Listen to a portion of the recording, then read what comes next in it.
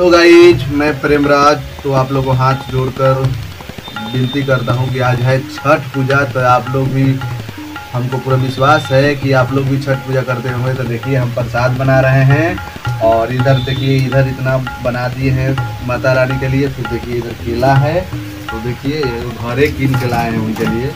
और इधर देखिए, इधर सब जो रखा हुआ है सब प्रसादे है। तो आप लोग कैसे हैं और हमारा प्रसाद आप लोग को कैसा लग रहा है तो बताइए। मैं माता रानी के लिए इतना तक किया हूँ, तो आप लोग भी, हमको पूरा विश्वास है कि आप लोग भी करते होंगे, किए होंगे। तो गाइज, अगर हमारा वीडियो अच्छा लगे तो हमारा चैनल के माता रानी की कृपा से आप लोग फॉलो कर दीजिएगा और शेयर कर दीजिएगा। तो मैं अपने बोलकर अपनी बात को ख़त्म करता हूँ। जय हिंद, जय भारत, जय माता रानी।